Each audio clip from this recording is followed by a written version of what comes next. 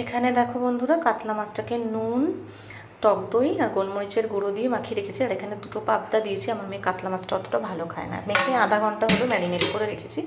এখানে মশলায় পেঁয়াজ, আদা, রসুন, কাঁচা লঙ্কা, তারপর রয়েছে ধনে জিরের গুঁড়ো দিয়ে এটাকে একটা পেস্ট বানিয়ে নেব। এবার রান্না শুরু করা যাক।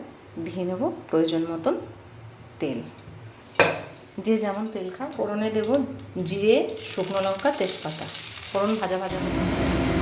এবার এর মধ্যে দিয়ে দেবো অর্ধেক টমেটো, একটা বড় টমেটো রাখবো, কারণ টক দই দেবো বেশি লাগবে। এবার দিয়ে দেবো করে রাখা মশলা, যাতে গোটা গরম মশলা ছিল বলতে ভুলে গেছি।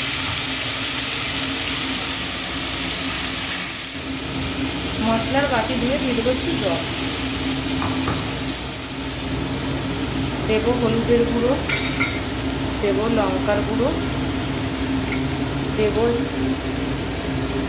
নুন, দেবো চিনি। দেখো তেল বেরিয়ে এসছে আর অসাধারণ গন্ধ, সেটা তো আর দেখাতে পারবো না। একদম গ্যাসটাকে কমিয়ে এবার মাছটা আমি এর মধ্যে দিয়ে দেবো, কাছিয়ে যতটা মশলা আছে ঢেলে দেবো।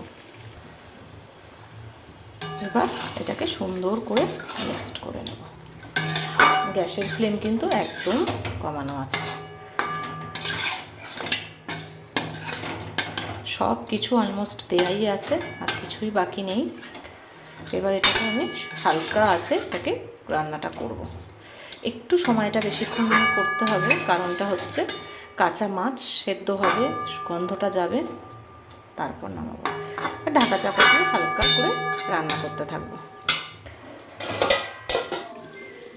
তো দেখো বন্ধুরা, এই যে কালার মোটামুটি এসে গেছে। এইবার দুটো জিনিস অ্যাড করবো, হচ্ছে ধনেপাতা কুচি, কাঁচা লঙ্কা কুচি।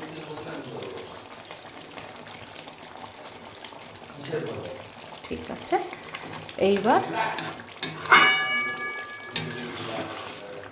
ঢেকে রাখবো, আর একটু সময় ঢেকে রান্না করতে হবে।